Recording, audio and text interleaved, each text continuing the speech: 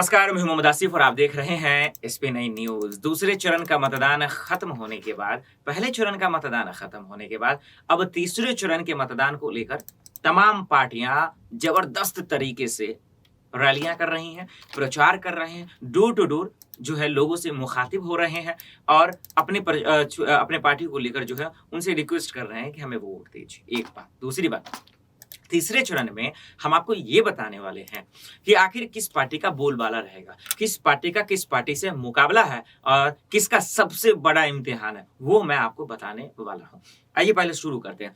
पहले चरण का मतदान हम सब ने देखा कि किस तरह से 11 जिलों के 58 विधानसभा सीटों पर हुआ। उसमें बीजेपी का ज्यादातर पकड़ था, लेकिन गाजियाबाद, साहिबाबाद और नोएडा में ज्यादा मतदान न होने की वजह से ज्यादा लोग बढ़ चढ़कर मतदान नहीं किए, वोटिंग नहीं किए, तो इस आधार पर लोग कह रहे हैं कि बीजेपी को भारी नुकसान हुई। एक दूसरे चरण के मतदान को अगर देखा जाए तो 9 जिलों के 55 विधानसभा सीटों पर जिस तरह से बढ़ चढ़कर लोगों ने हिस्सा लिया है, उस आधार पर लोग कह रहे हैं कि मुसलमानों का ज्यादा वोट प्रतिशत था। इस हिसाब से लोग कह रहे हैं गठबंधन को फायदा हुआ, कांग्रेस को फायदा हुआ, बीजेपी को यहां भी नुकसान हुआ। हालांकि दोनों जगह 2017 में बीजेपी का अच्छा पकड़ था।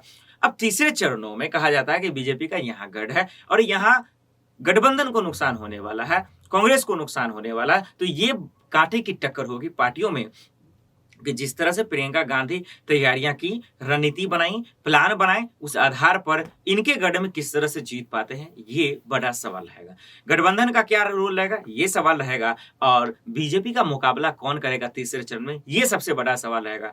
क्योंकि 2 चरणों का दौर तो गुजर गया है और तीसरे चरण के दौर को लेकर जो है घमासान शुरू हो गया और इसमें बीजेपी का बोलबाला बहुत है। खैर, देखना यही होगा कि 20 तारीख को इस चरण में कौन किससे मुकाबला करता है, कौन किसके आगे रहता है। हर एक अपडेट्स आप तक पहुंचाते रहेंगे।